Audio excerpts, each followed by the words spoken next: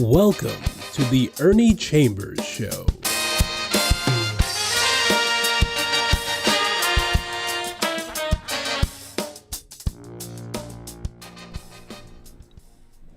Brothers, sisters, friends, enemies, and fools. There are some fools out there, just like there are some of the others in that catalog. What I'm going to do is go back in history, not far, but just to show that a leopard does not change its spots, that the Jewish state does not change its viciousness, and that history can seem to be cyclical, like a cycle, repeat itself. And when somebody engages in a certain type of conduct or practice a certain activity, it becomes what is called a habit.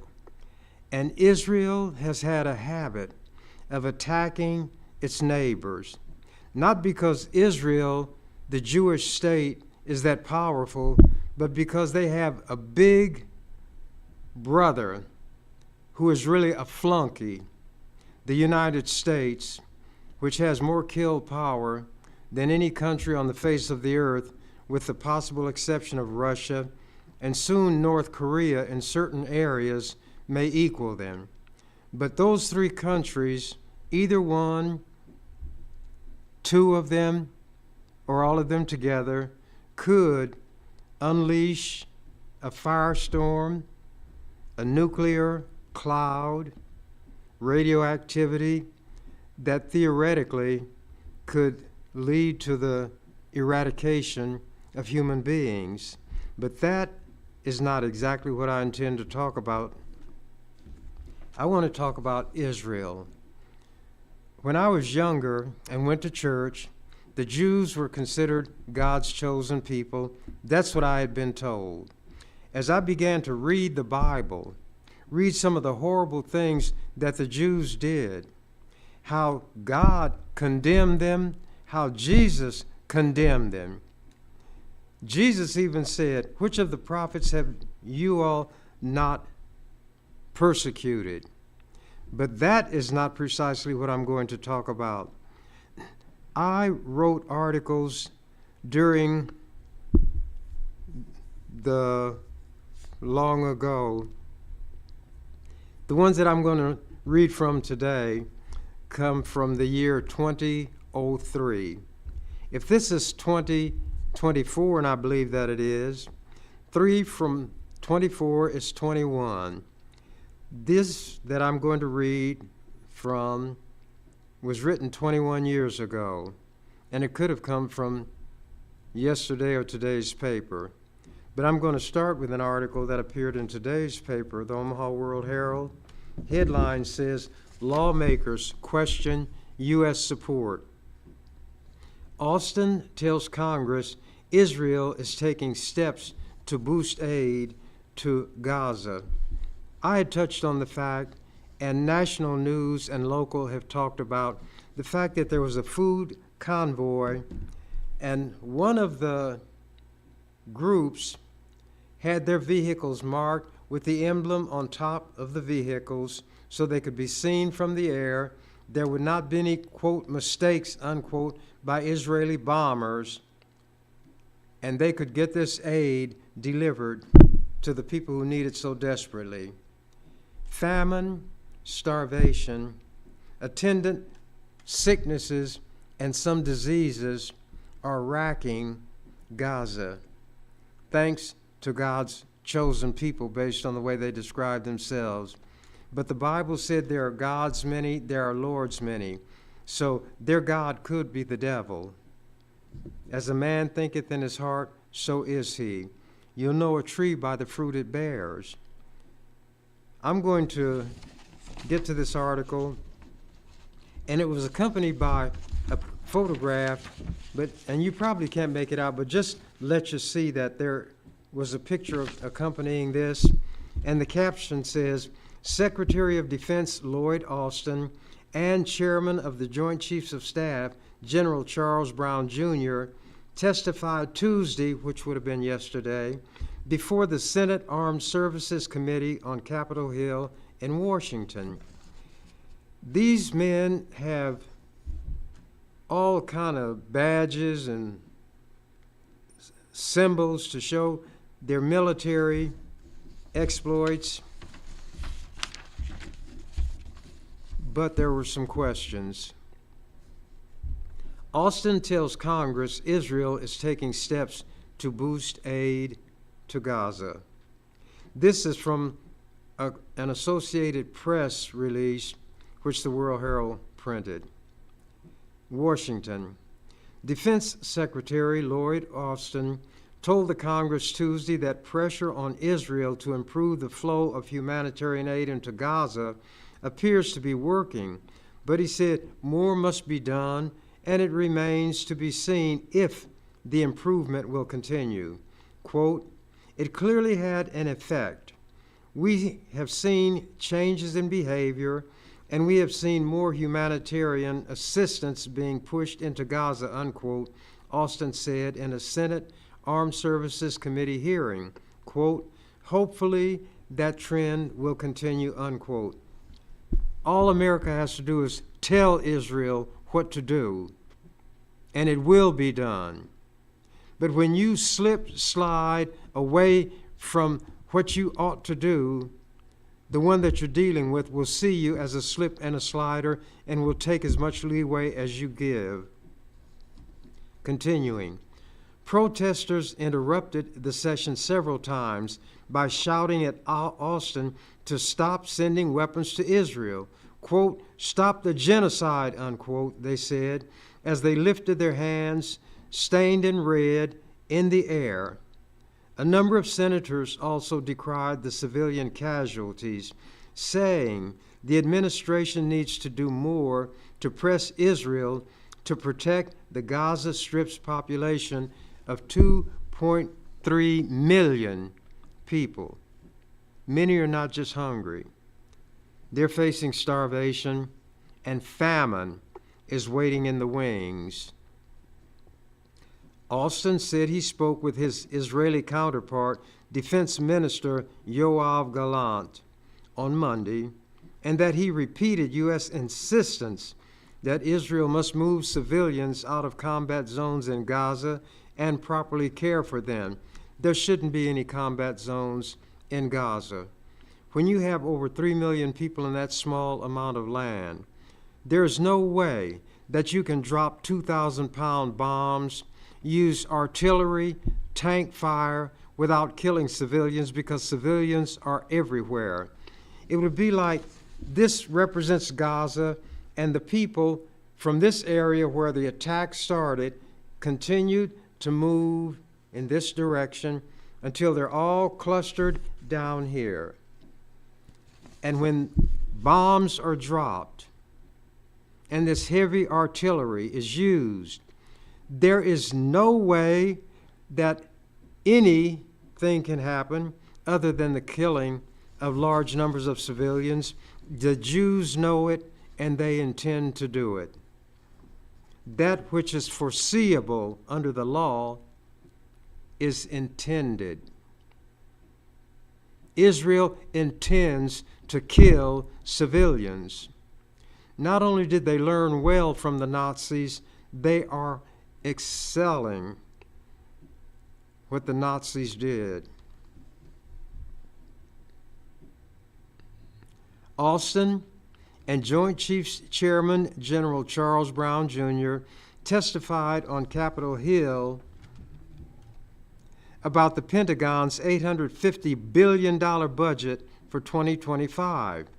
But the hearing offered the first chance for lawmakers on both sides to question the Pentagon's top civilian and military leadership on the administration's Israeli strategy following the Israeli military's deadly strike on World Central Kitchen humanitarian aid workers in Gaza. And they knew what they were doing. There were, I think, about 7 vehicles. They were spaced many yards apart so that it would be clear that this was a convoy. The markings made it clear, even to those in the air, that this was a humanitarian effort. The Jews cannot say that the attacking of that convoy and killing of those people was an accident because of the large amount of space between each vehicle, and each one was struck in succession. This was intentional. It was murder. It violated the laws, the principles of war and international law. But since Israel is a client of the United States, who is going to put Israel into the dock and make them stand trial for the crimes that they committed, are committing, and have made it clear they intend to continue committing? Let what they are doing to these Palestinians be done to them. And they cannot say, the Jews cannot say, Hitler did worse things to them. Not so. Let me find my place.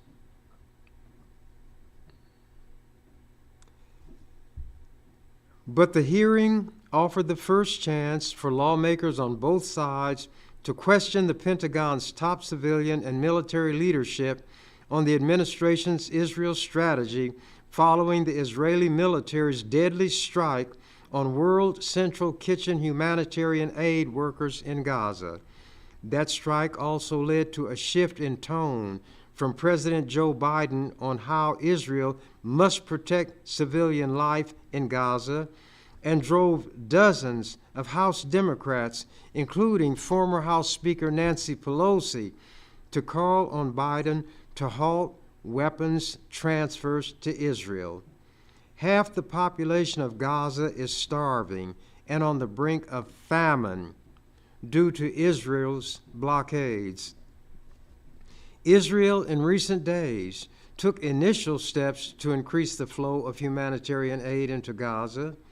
In a call Friday, Biden told Israeli Prime Minister Benjamin Netanyahu that future U.S. support for the war in Gaza depends on Israel taking more action to protect civilians and aid workers. Bull. There doesn't need to be a war in Gaza. There is not a war. There is a massacre. Netanyahu knows that Bush, they all run together in my mind, knows that Biden is a paper tiger. His bark, which is roo, roo, roo, is worse than his bite because he has no teeth. And Biden has said he'll continue sending these bombs, the missiles, the artillery to Israel, and the only thing they're going to be used for is to kill Palestinians. This is like something that may never have been witnessed in history on this scale. And it's under the auspices of what is supposed to be the most enlightened country on the face of the earth. And if America fits that description, or that description fits America, the earth and its people are in awfully bad shape. At the hearing, Austin also said the military is moving ahead with plans to build a pier off the Gaza coast to increase the delivery of humanitarian aid. Here is the big United States, and they've got to get Israel's permission to do anything. And now Israel is about to pull the trigger, perhaps on the beginning of a world war, by attacking a consulate where they knew Iranian diplomats would be, and there were some deaths. So Israel is provoking something because they know that they pop their finger and the boot-licking United States will come running. This is from an article that I put in the Omaha Star 21 years ago. March 27th, 2003. US/UK/Israel Axis International Outlawry. UK stands for United Kingdom, Britain, England, Scotland, Ireland, and all the other little things that are part of it. Under Bush unilateralism, the world is less safe, personal security is less, confidence in the future is less. Outlawry is defiance of the law. In this case, the US/UK/Israel axis is in defiance of the UN Charter and international law. By spitting in the face of the international community pursuant to its national security strategy, unilateralism, the United States isolates and brands itself a rogue nation. For example, Defense Secretary Donald Rumsfeld personifies U.S. arrogance and nose-thumbing by insulting France and Germany dismissively as old Europe, for refusing to mindlessly obey U.S. dictates to behave as stupidly as George Bush and the claque of racist white men and Zionist Jews surrounding him. NATO and the UN have been contemptuously dismissed as irrelevant for the same reason. When the UN goes along with U.S. wishes, it is the world's greatest organization whose integrity commands respect. However, when the UN Security Council, mindful of the UN Charter, international law, and the interests of their respective nations, disagrees with the U.S. American officials, angrily then holler, the UN is irrelevant. The casualties so far of U.S. unilateralism are Iraq, the UN, United States, Europe relations, Arab regimes cooperating with the Axis.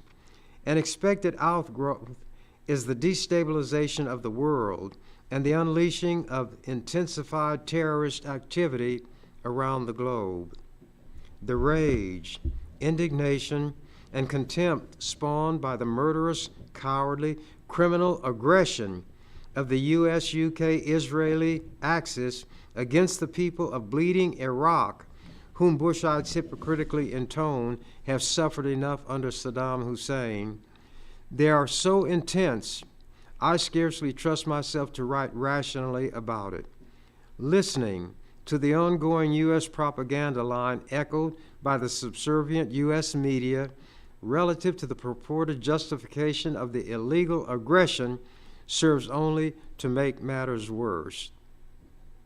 Clearly, the U.S. is a rogue, killer nation, thumbing its nose at international law and the world community. Notwithstanding Bush's preposterous claim that the invasion, and this is about Iraq, that night they attacked Iraq with the bombers.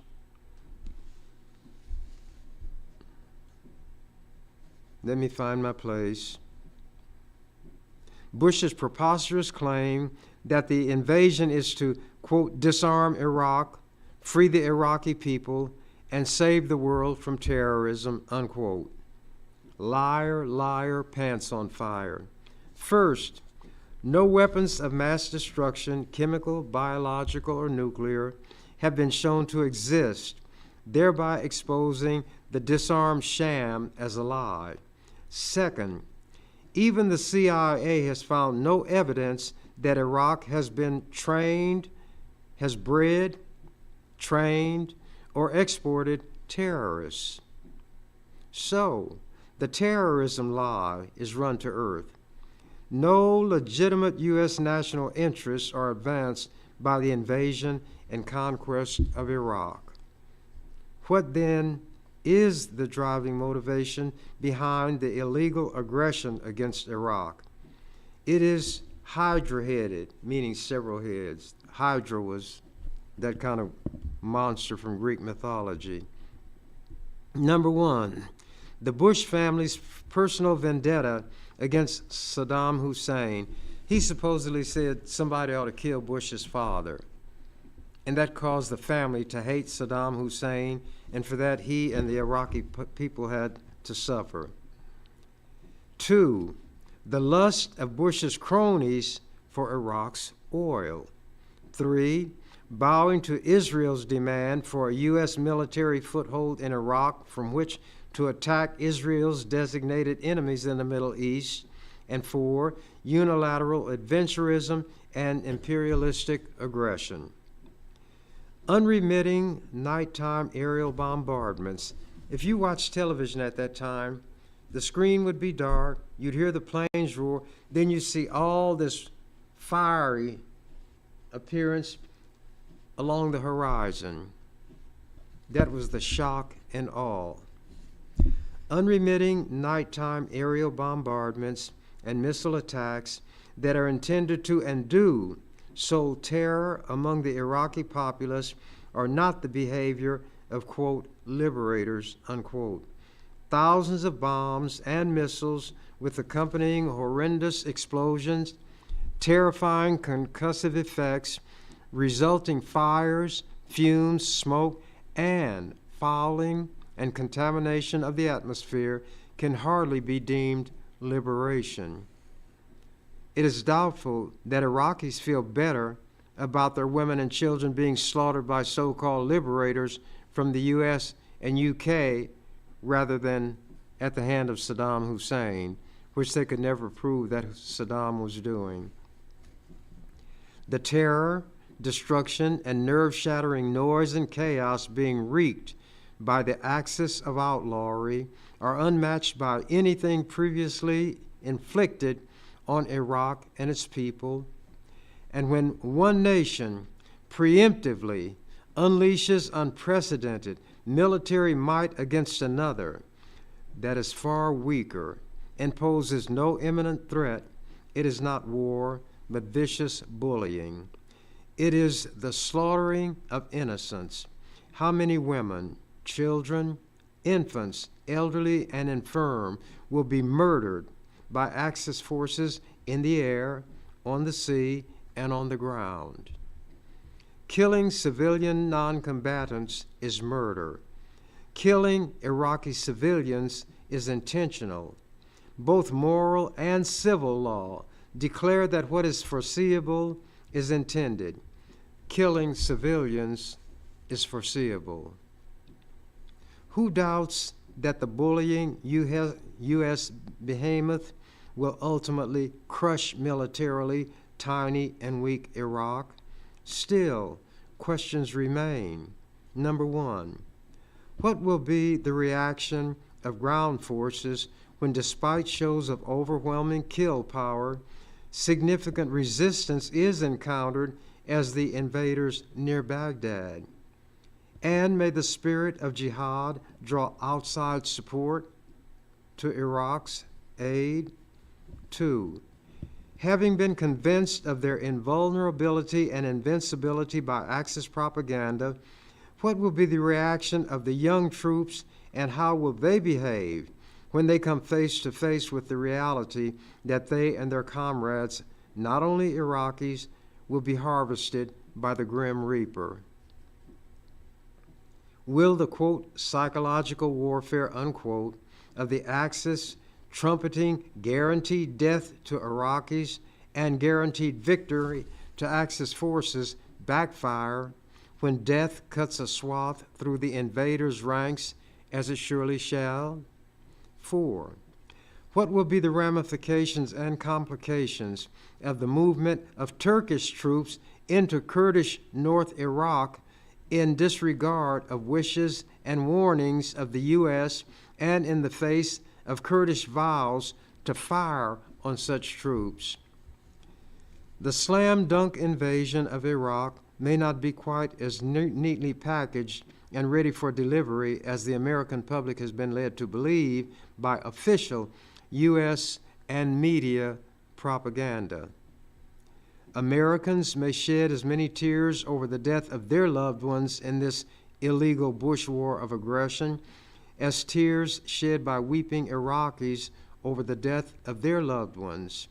In the meantime, Bush and his advisors enjoy the safe, snug comfort of their safe houses and the dinners and other social diversions available to the elites who cheerfully send other people's children to their death in an unworthy cause. Shocking as it may seem, Iraqi David may have a special stone to slay U.S. Goliath. This gloomy discussion calls to mind a song titled, "There's Got to Be a Morning After," and a reminder, the rest of the world cannot be disregarded in the aftermath of the Axis outlawry in Iraq, as has been the case where the only question devolved on the irresponsible and criminal wielding of overwhelming kill power by the Axis powers, killing untold numbers of civilians, elderly, men, women, children, infants. Long ago, an English gentleman named Oliver Cromwell made a plea to the Scots before the Battle of Dunbar. Quote, "I beseech you, in the bowels of Christ, think it possible that you may be mistaken," because the Scots were going to fight England. The scoffing Scots paid no heed and were crushed in the ensuing Battle of Dunbar, September 3rd, 1650. If only somebody could prevail on Bush to apply Cromwell's cautionary plea to himself as he blunders and plunges into the thicket of arrogant, irresponsible military unilateralism. The reason I'm going back is to show that what's happening today is just a part of the thread that reaches back some distance. Not quite so long ago, Otto von Bismarck became the first chancellor of the modern German Empire. I like history. Malcolm X said history is the subject best suited to reward our study. He was the modern German Empire, 1871 to 1890. He has been memorialized with an adjective, Bismarckian, and that does not refer to the jelly donuts that we call Bismarcks. Bismarckian, which signifies aggressiveness in politics and diplomacy, is what Bismarckian meant. He won 3 wars and unified Germany, but his legacy, pursued by his successors, that Germany should be unmindful of the interests of every nation except Germany, led to 2 colossal defeats. Thus, the Bismarckian aggressiveness that united Germany and engendered an aggressive national spirit united the world against his successors and resulted in devastating defeats. People need to think about the consequences of their actions. Will the Bushites take heed? Today, weak Iraq. Tomorrow, who's next?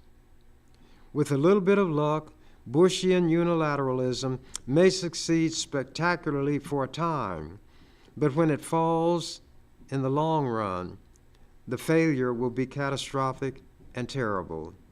Even now, bitter, sometimes violent protests around the world and in the U.S. against the Bush family's war and unilateralism are harbingers of more ominous things to come, with little consideration given to long-term consequences of that policy based solely on using the nation's overwhelming kill power to vindicate a family feud and Israel's aspirations in the Middle East. Bush has taken a fateful step which cannot be retracted. The die, as they say, is cast. I repeat, Bismarck won 3 wars that unified Germany, but left a legacy of aggression that led to 2 monumental defeats. I used to have a cable program through Fox and Cox, and the mayor and another fellow who used to work for KETV didn't like me and what I said, so they took the program off. This occurred March 17th of 2003. Last night, March 17th, they had talked about this policy of America called shock and awe. Following are some of my thoughts prior to the raining down of bombs and missiles on the people of Iraq. The U.S. shock and awe threat wilted into aw shucks. Last night, which was March 17th, 2003, I watched President Bush talk to the nation from a red-carpeted corridor in the White House. His expression resembled that of a deer in headlights. His weasel eyes had a staring, glittering aspect that made him appear to be either on drugs or lost in that fanatical fog of religious zealots. He has said God talks to him and tells him what to do. Such a delusion creates a dangerous, deadly combination when joined to U.S. kill power. Bush billed his speech, quote, the moment of truth. Instead, it was a quarter of an hour of platitudes, mental mush, foolish fanaticism, and nonsense that a speechwriter put together to cast Bush in the role of a messiah, a savior.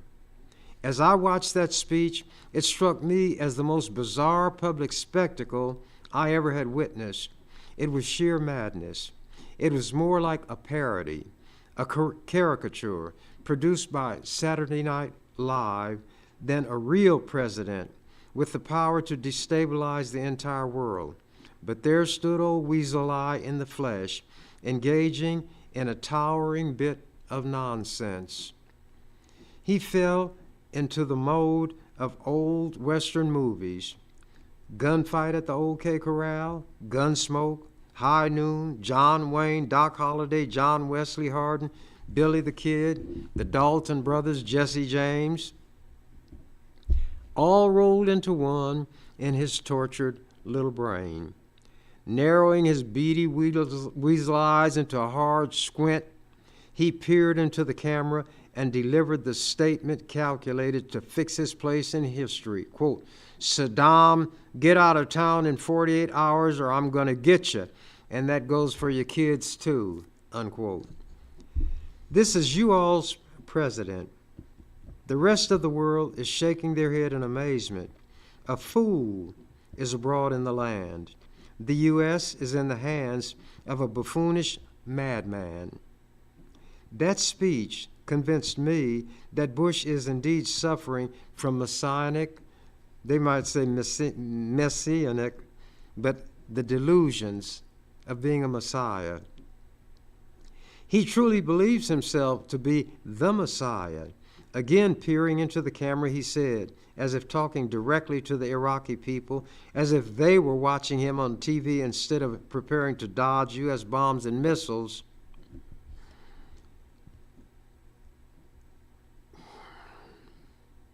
your suffering is at an end. Your deliverance is at hand, unquote. So Jesus-like, in the part of his vacant mind that may be operational, he probably saw himself wrapped in a robe like Jesus, wore sporting sandals, and saving the world while bringing death, carnage, and destruction. Messiah Bush will intone, quote, America is here to save you from a tyrant. Be of good cheer. Am I supposed to say I approve of everything America does because I live on the same continent on which they live? Just because they're called Americans, am I supposed to approve of and support everything they do? That is insane. America is the nation of sheep. Whatever Bush decides in his disordered mind to do, America will fall in line behind him and go along. Well, I am not a sheep. American troops slaughtering innocents in Iraq commit murder, a crime against humanity. Why are they doing it? Why are they using deadlier super weapons in numbers dreamed of never before? Paraphrasing Defense Secretary Rumsfeld, even though it involves killing civilians, because they are following orders. Yet Bush said in his speech about Iraq soldiers who might employ certain types of lethal weapons against American troops, quote, "We will not accept the excuse that you were following orders," unquote. Quote, "Following orders is justification for whatever depredations American invaders commit against Iraqi civilians, but not for Iraqi soldiers defending against U.S. troops murdering civilians. Move over Nazis." Iraq, victim, U.S. aggressor. Iraq is not wrong in this confrontation, but the U.S. aggressor is. There is no justification for what the U.S. intends to do to Iraq. Iraq is no threat whatsoever to the U.S. Iraq can do nothing to hurt the U.S. Iraq has no means to attack the U.S. and never has expressed the intent to do so anyway. Iraq cannot menace the U.S.'s survival. Under principles of what is called a just war, no basis exists for the U.S. to attack Iraq. An attack is unlawful aggression, pure and simple, in violation of the laws of war. The only reason Bush and his ilk will not be tried as war criminals is because of U.S. kill power. The victor always is the prosecutor and the judge. The vanquished, the ones who lose, always are the ones in the dock standing trial, and ultimately many of them executed by hanging. At some point, the cup of America's wicked oppression will be filled to the brim. When forced to drain it, America will sing a different tune. After September 11th, 2001, the U.S. declared war on terrorism, as they called it, and the whole world was expected to join. Nations throughout the world identified with the U.S., expressed sorrow, and extended condolences. It was an era of good feeling toward the U.S. America was in a position to manifest some statesmanship, some maturity as a nation, and could have unified the world by showing respect and consideration for other nations, and could thereby have provided leadership. America could have enjoyed its most shining hours. But no, prideful, short-sighted, arrogance, and inconsiderateness asserted themselves. The good feeling extended toward America was squandered. It evaporated. Sweetness turned to vinegar. U.S. officials began to insult the countries that were its traditional allies, lecturing them as if they were children. Quote, "If you don't do as we direct, you're on the side of the terrorists," unquote. "If you are not for us, you're against us. If you don't vote for a resolution authorizing force against Iraq, you're voting in favor of Saddam Hussein and his evil." Old Europe scoffed at the adolescent attempt at child psychology. Their stance against America's foolhardiness was not a vote for Saddam. It was a vote against stupidity and unilateralism, against destabilizing and inflaming the Middle East. It was against upsetting the decades of fragile political balance in the world. Predictably, they were branded irrelevant. Will Bush think it possible that he may be mistaken? Let us see what the end shall be. Obviously, I don't like to read, I'd rather talk. But I want to get some things into the record. Israeli tail wags American dog. This was written and published in Omaha Star, July 27, 2006. The destructive, murderous, criminal assault by Israeli military forces against the innocent people of Lebanon, women, children, elderly, and infirm, is wholeheartedly backed and sponsored by the U.S., whose own hands are stained with Iraqi blood. The great Satan as America is known in the Middle East, just expedited a shipment of bombs, missiles, and other high-tech weaponry to its Israeli client for use against Lebanese civilians in a state-executed war of terror and mayhem against civilians. Isn't that what Israel is doing now? War crimes are perpetrated daily by Israelis against virtually unarmed people. The rabid Israeli tail, obviously, is wagging the complicit U.S. dog. And Iran has been handed a blood-drenched demonstration of why it had better develop the means, including nuclear, to defend and protect its people against Israel and its U.S. adventurism. I'm convinced that the murderous behavior of the U.S.-Israeli axis of terrorism is what provoked Russia within the past few days to back away from support of the U.S. proposed sanctions against Iran and to reevaluate the entire Iran nuclear question. And Iran did develop nuclear weapons thanks to what Israel was threatening and what America was backing them up in. But without reading all of this, because I got a lot, and I'm going to read some later on, my intent was to show, and I had listed concrete examples of things that happened all those years ago being duplicated by the Israelis today. They had different, I was going to say chancellors. Germany has chancellors, and their most notorious regime was that of the Nazis. Israel has had different prime ministers, Sharon and some of the others, and some of them were as vicious in their own way as the Nazis had been toward Jews, Eastern Europeans, gypsies, and Russian prisoners when they were taken captive. And some of the Russian prisoners were shot down in broad daylight in the streets. For some reason, the Israelis really hated them.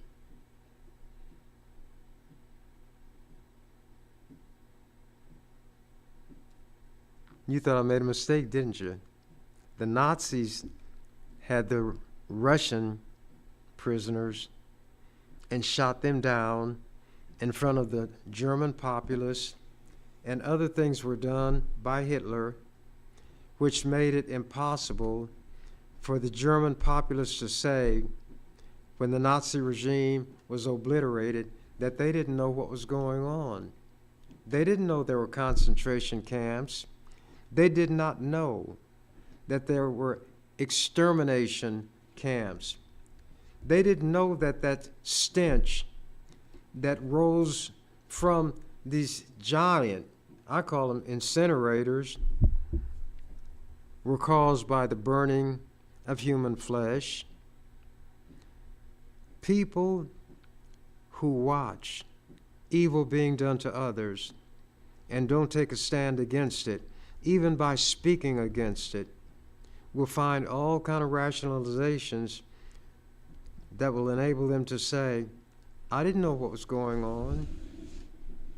When they saw the Germans transporting truckloads and train loads of Jews somewhere, and the Jews never came back, and what were called rumors were flying everywhere, and survivors of Jewish families who managed not to be home when everybody else was taken, and they had gotten information about what was happening and were trying to spread the word, there were people who still said, we don't know. We didn't know. And when the Germans made anybody who was Jewish take a 6-pointed star, a Star of David, put the letter J on it and wear it prominently, the German people didn't know what that was about. And when this old man was talking to this little boy, and a car went by and it had curtains over the windows, the little boy said, "Who's in that car?" And the old man said, "A man is in that car who said he talked to a person who saw and talked to Hitler." It was almost as though Hitler didn't exist. There was a point that I'm unable to make by reading this, by saying what I'm saying, no matter what, because people have their minds made up on what direction they're going to go. The point is that we should not sit by and watch other people mistreated and abused when we can say something, when we can do something to prevent it. If white people see rogue cops messing over black people, poor people, Latinos, they should say something. I read an article about this Latina woman who had a $10 million bond put on her because they said she provoked a fight between two men, and her bond was several hundred times the bond of the man who actually committed the killing during the fight. Nobody talked to me about it. Nobody asked me to do anything, but my sense of outrage was such that I filed a complaint against the judge who set that bond, insisted that it be lowered, and they did lower it. Not miraculously.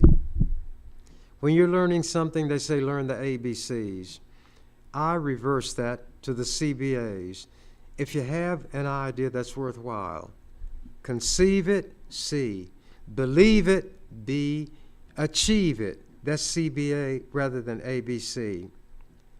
And all things come to an end. And my time here today is coming to an end. I must acknowledge that I did not get into the items I wanted to read. As I was reading, my mind was racing to other things that I would rather say, but I had promised to read. And as Abraham Lincoln said, the promise being made must be kept. Some people watching may rather have had me talk, explain, give my arguments than read from articles that were written. But the purpose of that was to show that what the Jewish state is doing now, they had done decades ago.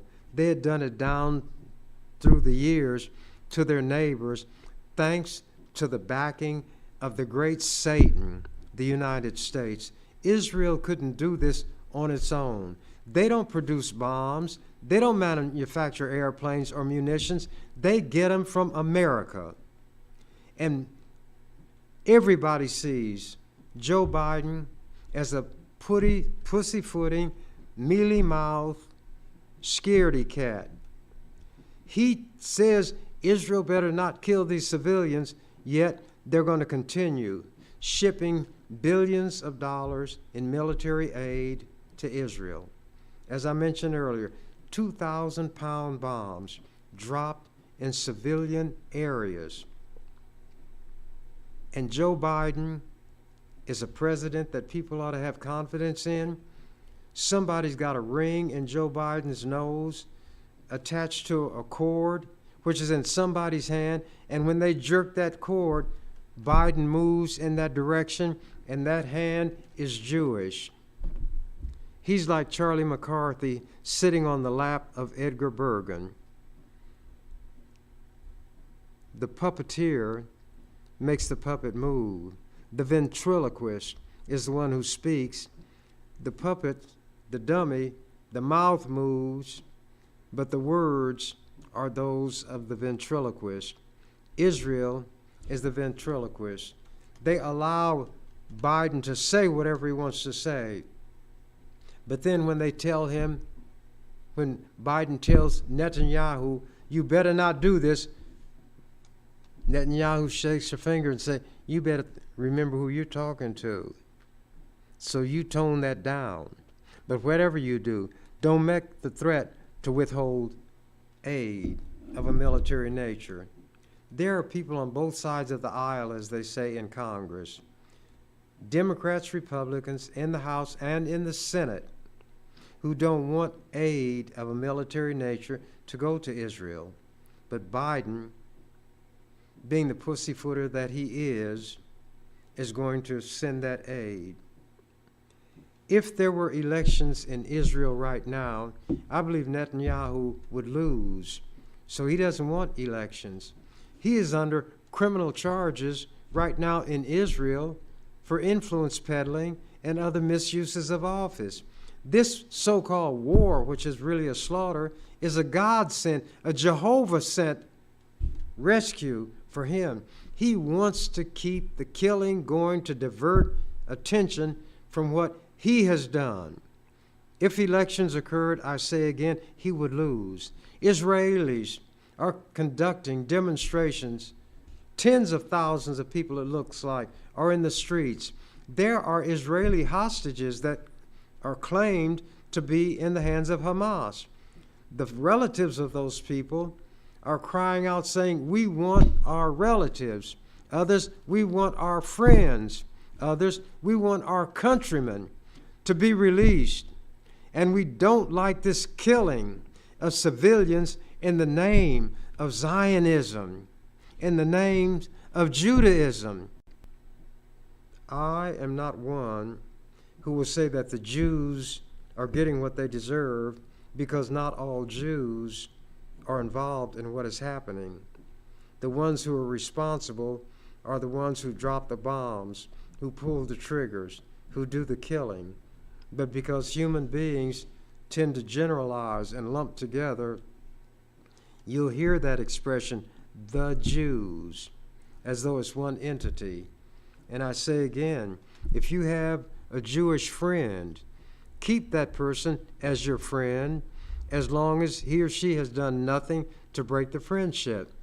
But don't fault that person for what's happening at the hands of the Israeli government. That person may be more opposed to it than some people in this country because they know it is a reflection on them and everything they believe in. And they wish that such a thing were not so. I don't know how much time I may have, but I'm going to presume that I've said enough, and a wise man knows when the time has come to maintain silence. So with that, I'll say au revoir.